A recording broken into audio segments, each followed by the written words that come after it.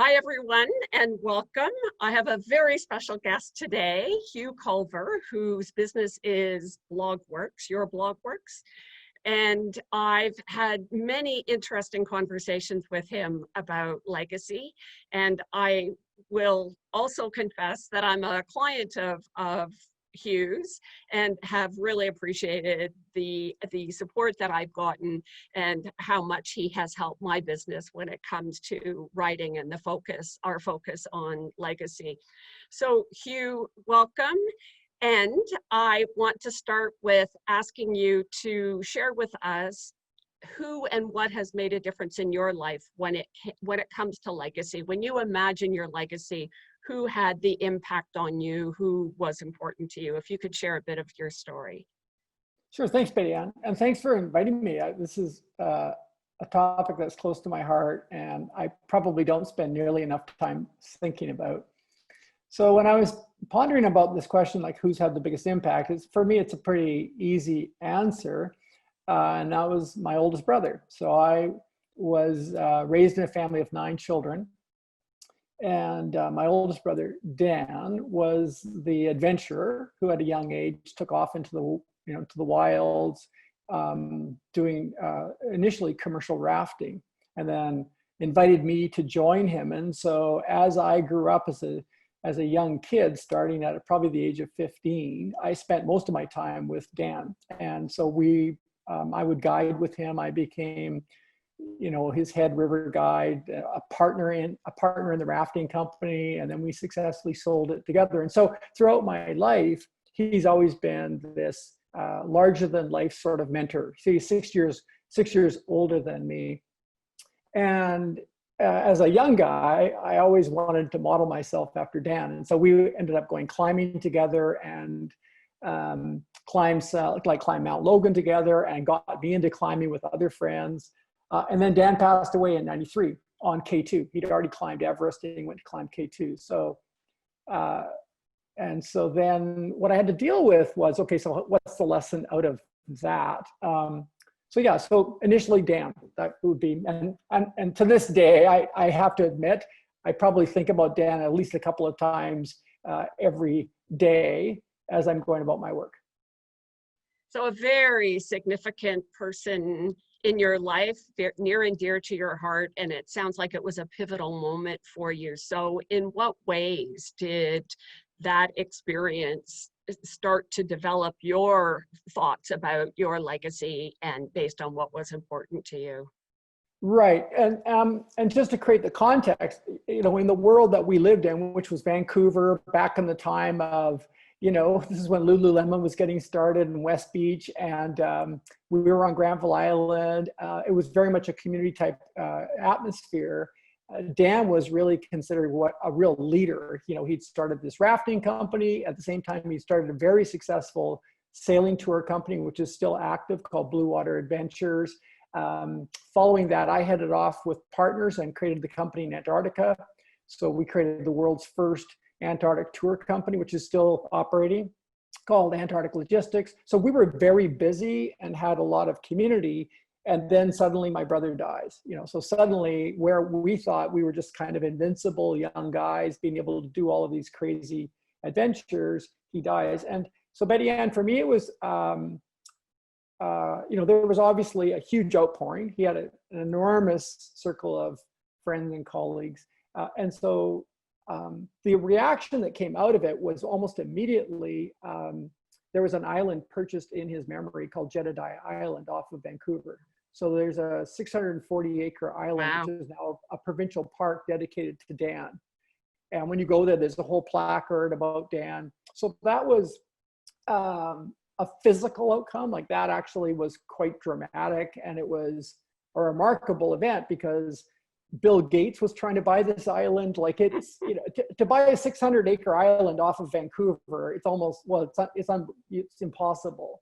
And so that happened. And then what ensued out of that was some friends and family. We got together and we created a foundation in memory of Dan. And so I got deeply involved with running these youth leadership programs on that island. So every summer we would take 2 or 3 groups of young kids and we would take him to the island, and we would do what we thought Dan would have done, which was to teach leadership to youth. In fact, before he died, he was actually looking for an island to run youth leadership camps on. He was 41 when he passed away. He just got married and was a stepfather. And so I think he was thinking, okay, how do I give back? And so that's what we did. So friends and family got together. We created the Follow Your Dream Foundation, and we did that. And so I'm mentioning all of that because to me, that was kind of like, not easy. It was hard work, but it was kind of the obvious things to do, because that's what we were used to doing. I was used to growing tour companies, so it made sense to grow a summer camp, a program. I kind of knew the mechanics of that. But then there was a big lull in my life.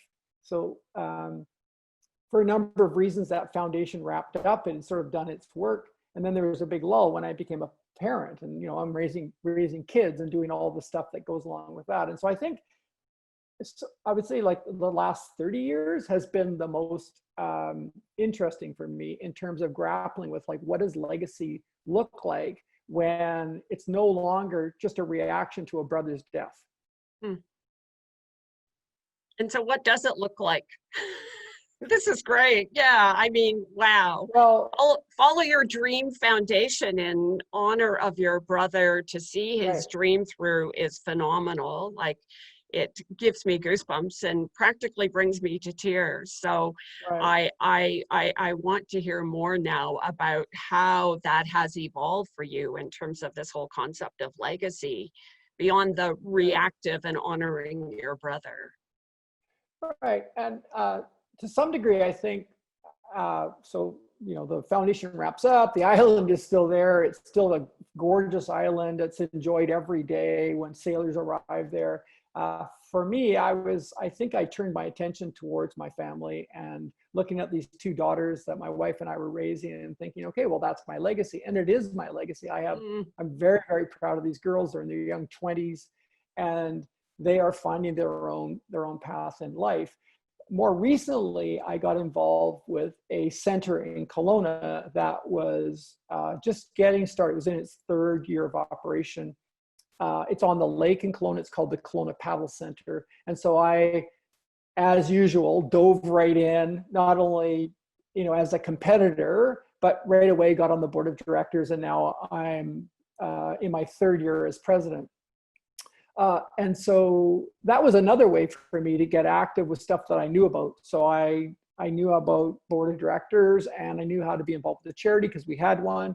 And as a competitor, I know lots about the paddling side of it. And so that's been good. And I have a lot of work to do. I have one more year in my term, and I'm now looking at what's my legacy in that term in terms of not only succession planning on the board, but also in terms of what is it that I can do in the next 14 months, or actually a bit longer than that, like 16 months, that's actually going to be, a legacy. And so I've got some ideas in mind that I'm putting together that I think would, like Betty, one of the things I always characterize, like in terms of this whole stuff, is that I think in all the literature that I've read, we always talk about leaders and followers, right? And that's kind of like the old military model. And what I try to do is more of a facilitator. My knee-jerk reaction is to be a leader because I can get action, but I'm learning as I get older, it doesn't always work to be the leader and telling people what you want. And so I'm trying to be more of a facilitator. It's hard for me to kind of shut up and listen, but also, like in the case of the paddle center, reach out to the members and say, like, what do you want? And right now we're in, I won't go into the details, but the whole center is on a park, which is being developed this fall. And so this is the perfect timing for us to develop a much bigger picture. And I want to be the facilitator that reaches out to the members, and also to try and be okay with the fact that they probably have a slightly different color they want to put on this than how I would paint it. So that's one thing I'm working on. And then I'm also developing a plan for what my personal legacy will be. So outside of my family and that sort of stuff. So how can I formulate that? And so, and Betty Ann, you know all about this, but working with the local community foundation so that I can set up something as a legacy. Wow. So that's excellent. It's a theme that is it a theme that started back as a child as well? I mean, it was a pivotal moment for you in terms of the death of your brother. Is it Right. something that, was it a perspective that your parents passed on to you as well, would you say? That's a really interesting question. My dad was in the army, fought in the World War II. My mom was in the Red Cross, went to Germany. I think they came back home and they just went to work. They were your classic, they just worked. And I think, and raised 9 kids.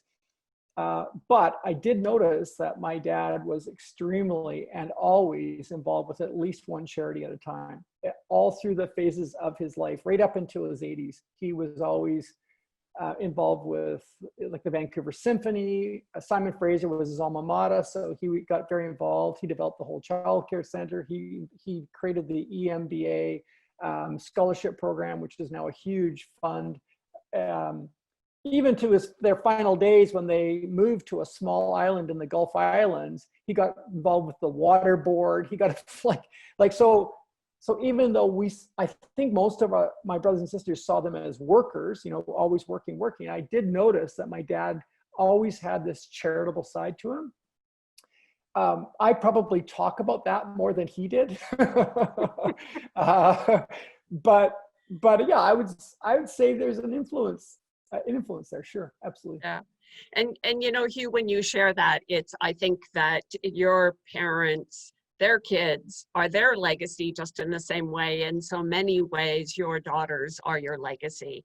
And you can see the thread and the theme that's woven throughout that history. So wonderful to be able to acknowledge that. And it'll be interesting to see where your daughters go with this in terms of, as their father. Mm-hmm. Well, and I think there's a remarkable opportunity now, Betty Ann. I mean, in particular, when I look at my daughters, I think, with the talents that they have, like, how could they influence other kids their age? There's, the pattern that, human beings we're very much motivated by survival and, developing comfort, right? And I think maybe this leads to one of the questions you wanted to ask, which is like, what's a barrier for people? And I think for a lot of people, that there's just enough to think about already without trying to grapple with something complicated like, what's my legacy? We've got to put food on the table, we got to pay our bills, we've got debt we got to pay down, and we got kids that we got to take care of. And so I think that it is hard to think beyond that. And unfortunately, I think for a lot of people, what happens is you start thinking about it too late. So you start thinking about it, we don't have any capacity. Now you're dealing with your own physical needs. And or your circle of influence has been reduced because you just haven't been as active as possible. So I think it's just, it's something that unfortunately, I don't think a lot of us have in our conversation. And that, I notice that even when I bring it up with my colleagues, it doesn't really go very far sometimes, because I just feel like it's not really something they think about. And or they think, well, and to their credit, right, they've got legacy. Like, they've worked all their life to set aside a chunk of money or a bunch of assets or something, some kind of annuity or whatever, that takes care of the people that they love. And that is legacy. So it just, I guess I just think I've been gifted with this incredible upbringing where I got a chance to see parts of the world, to challenge myself in the adventure world. And I realize now, wow, there's a lot of opportunity. So that you just have to keep, it's almost like, that experience, Betty Ann, when you're super busy and you decide, what, we just have to go on a trip. Like, we got to jump in the boat, jump in the RV, jump in the airplane or whatever. And it seems almost impossible at the time. Like, you're so busy. But once you get on that trip, you realize, oh my goodness, like, what was I thinking? This is exactly what I needed to do. And I think there's that hurdle, we have to, there's that hurdle we have to get over in order to actually have that experience. Yes, and So, actually, I was thinking the very same thing about our trip to Namibia and South Africa, because I right. still shake myself and think, you know, leading up to it, I thought, how is this going to happen? And then it happened, and I'm so Yeah. grateful that it did. And I think that's an excellent point, Hugh, when you say that when you have conversations with people, a lot of people don't think about legacy. And I think to a certain extent, perhaps we need to change the language. I know that Cody's, um, in my interview with him and in his book, he's thinking in terms of we have to shift the narrative and, you know, and ask Right. different questions and have the conversations and find ways to continue to have those conversations. Mhm. And I definitely want to be having them with professional speakers like yourself. Mhm. And so I wonder what other thoughts you might have about how we can have those conversations, how we can facilitate those conversations so people are able to feel inspired and motivated to think about how they want to be remembered and what difference they want to make, not like in the day to day as well. Okay, that's a huge topic. So I think so. So let me give you a quick example. All right. So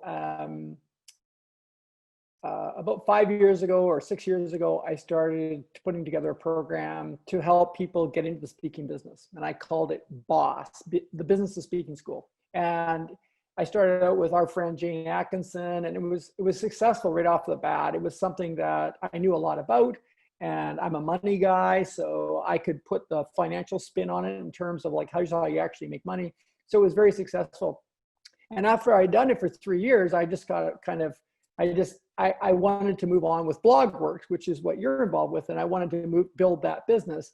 But in the interim, I had gotten involved with another colleague of ours, Linda Edgecomb's organization, which at that time was called IWIN. And so in 2013, I headed off with my youngest daughter, who at that time was 15 years old. And we went and took part in Nepal in building a school. And it was unbelievable. And so after that experience, I came home. I had this BOSS program. I was going to retire it. And I thought, why don't I run it one more year, but I'll give all the money away to this charity in Nepal.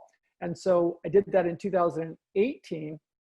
And this time I took my whole family with me, and we went and built 2 schools this time. And then the kids and I trekked up to Everest Base Camp. And so what was really cool was I was using stuff that to me was actually quite easy. So teaching that program was relatively easy. All I had to do was run the marketing one more time. And I ended up being able to then be a major contributor to this expedition that went off to Nepal and created a legacy of two new schools for these kids in the southern part of the country. So my point in that roundabout story is I think for a lot of speakers, they have a lot of assets, capability, talents that typically all they think about is how can I make money? And I think it would benefit them greatly if they also thought, well, maybe I should do like Tom's Shoes, you know, that kind of Blake Mycoskie operation idea, and I should do 1 for 1. Right. So, you know, if you hire me, I'll go do something for charity or something like that. So I think Yeah. that, you know, most speakers, when you look at it, work ridiculously few hours. I mean, really, in the course of a year, when they're actually out delivering, it's like what, 20, 30 days out of the whole year, if they're really, really successful and busy. And so I think that there's a lot of capacity there where they can go and do other things with what they already have. Absolutely. That'd be my first lesson.